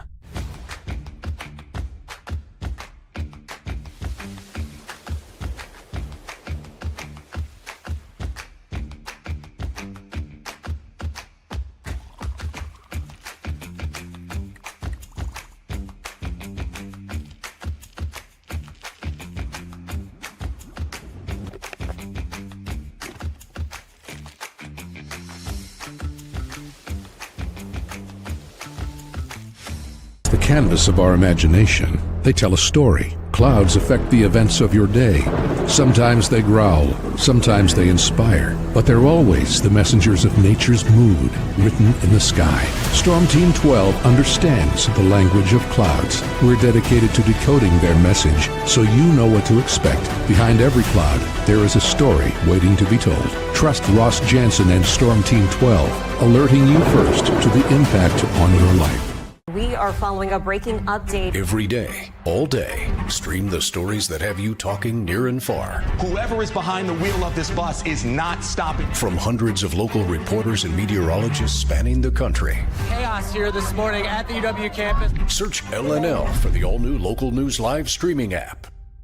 Odyssey is one of the most influential audio and entertainment brands in the nation. You already know Odyssey's iconic local radio brands in Wichita. But did you know Odyssey has the country's best collection of music, news, and sports brands? Odyssey is also a premium podcast creator, major event producer, and digital innovator. Odyssey brings people together across the country and right here in Wichita. Odyssey also delivers meaningful radio and digital audio results. Find out our story and impact at odysseyinc.com/Wichita. Make yourself known now. 310-01 in traffic pursuit. Oh my God, here. Investigate TV Plus begins with real people. We investigate stories that impact you and inspire change every day. Something is broken. Real problems. Why are they hiding it? And real solutions. My daughter was dying in front of me. What was your reaction when he said that? Investigate TV Plus, weekdays at 3:30 p.m. on KWCH. Sometimes people tell us, I don't get it, it's just tea. But let me tell you, we are so much more than just tea. With 20 plus flavors of sweet and unsweet iced tea, the possibilities are endless. Come on in and try them all for free to find your favorite or get us on the go for your busy lifestyle. And don't miss happy hour every day. So the next time someone tells you it's just tea, tell them to come by and find out why we say, drink tea, be happy. Jim Rome here, lighting up your afternoons on The Jim Rome Show. Catch me starting at 2 on Wichita's #1 sports radio, Kansas fan headquarters, 97.5 and 1240 KFH.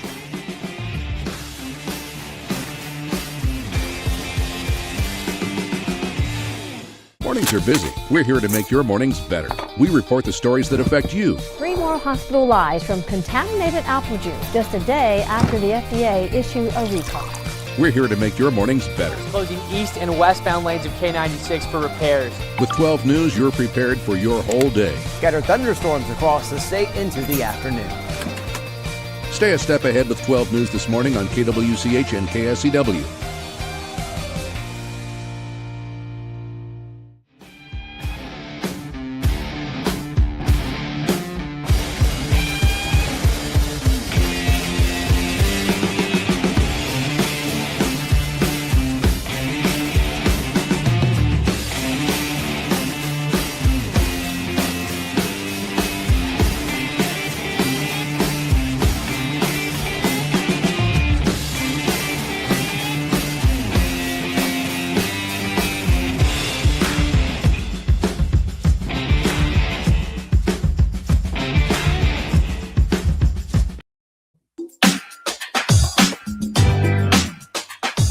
Back in, everybody. Now, digging deeper with the teams you follow. It's another Sports Daily Insider interview on KFH.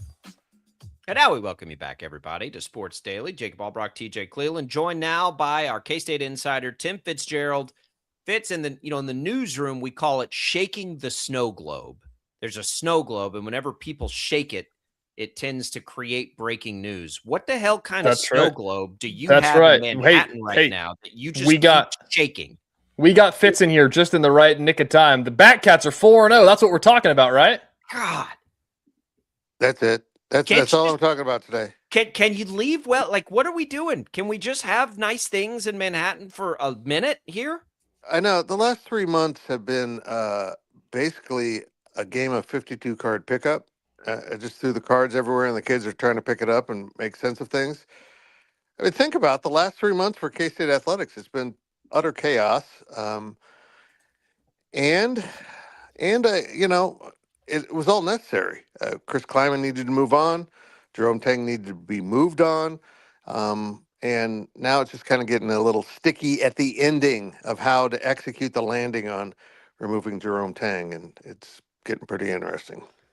Fitz, did you think it was going to happen on Sunday? We were under the impression of us guessing, us guessing was that this was something that they were probably going to give him another year because $18 million was going to be too much. And then, I don't know. Did you expect the news to happen on Sunday? I guess you just ask that on the surface. No, but, it sounds like it just kind of grew too much for the big donors. Yeah. People wanted to know, well, why'd you let him go play at Houston? Well, the big donors, probably checked in on Thursday or Friday, even when the team was already on the way to Houston, and made their feelings known that this can't go on. We got to find a way to do it.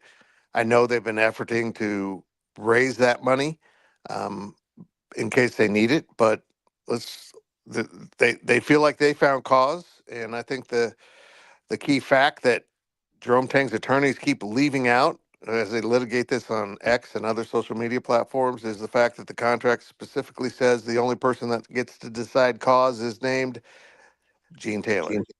So, that's an inconvenient fact for them that the contract specifically lays out that this lies entirely in the hands of Gene Taylor to just determine what cause is, and he has done that. We'll see how it plays out. I mean, he can't determine cause that isn't cause, though, right? Like, he still has to determine cause based on the contract and the way it's written, or have we missed that? Yeah, no, it's specifically details, saying negative things like this it can fall under that. I'm going to be honest. I've said this over and over. I've never heard of this firing someone for, being critical of their team. Maybe he stepped over a line that I didn't know was there.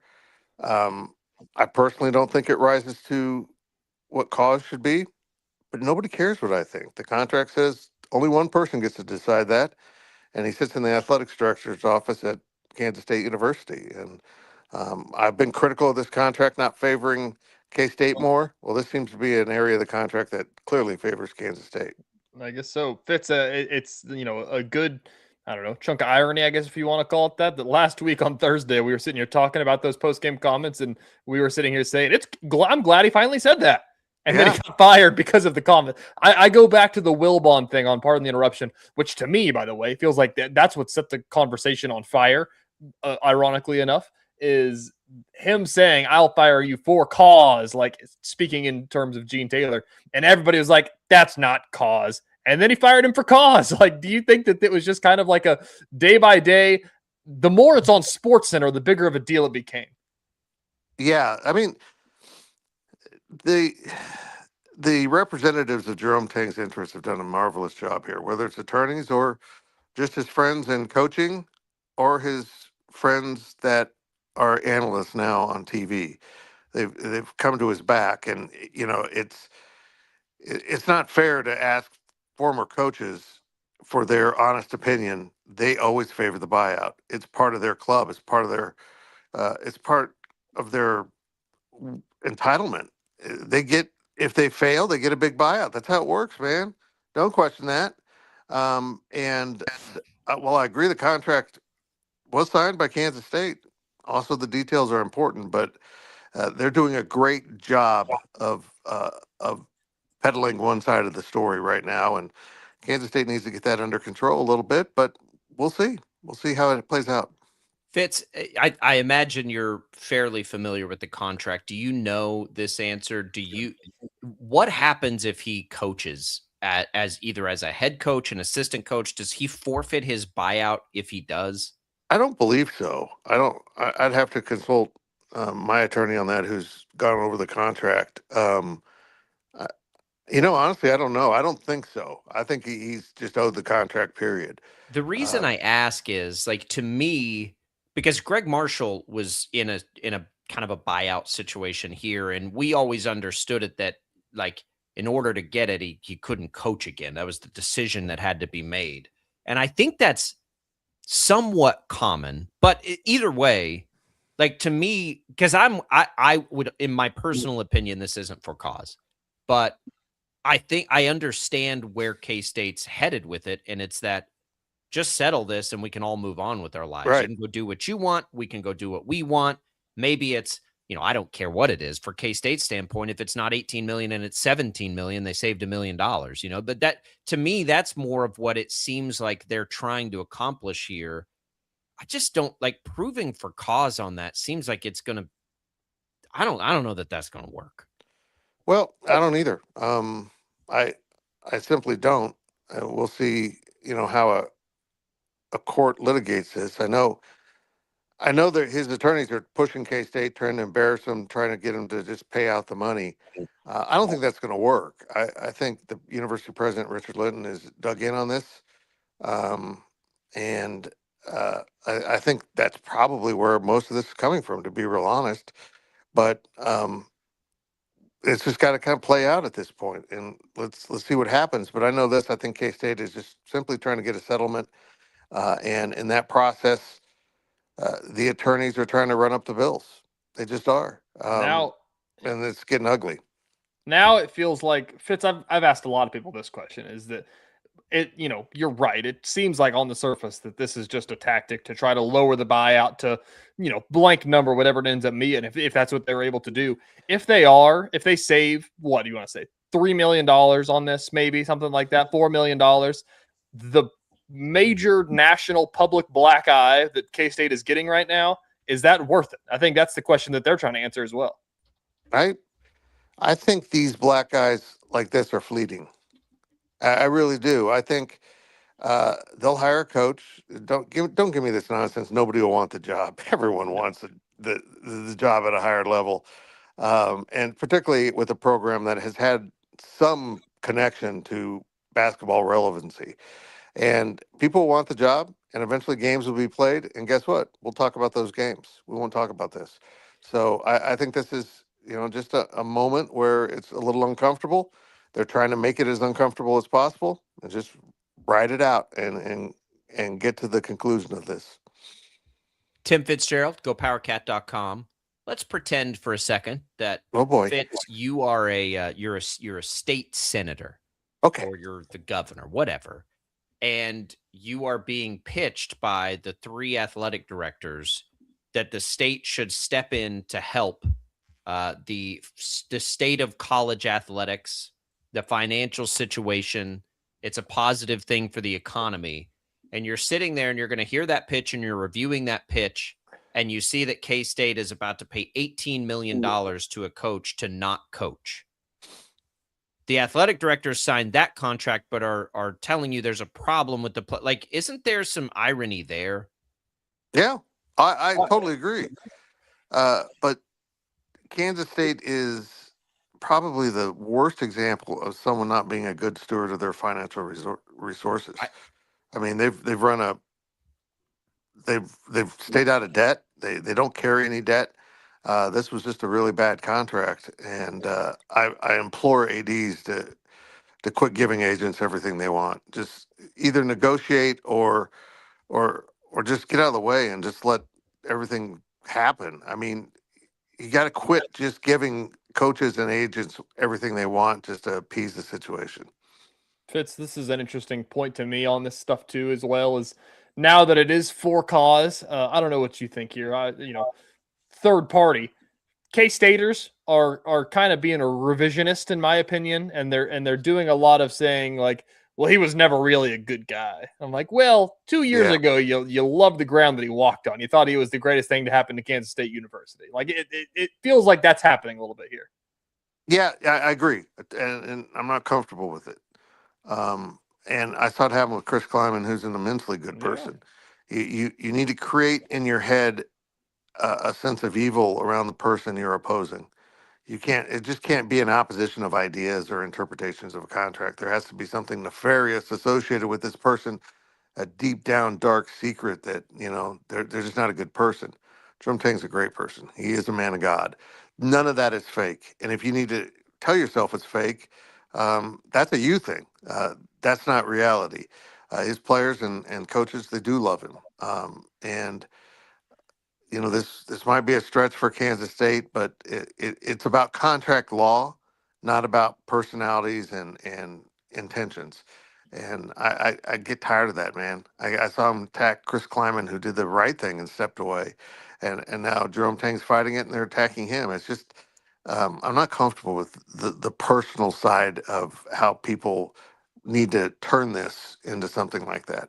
What's stupid, too, because everybody, like, again, we had conversations on this show about how K-State had to make it happen to keep Tang, right?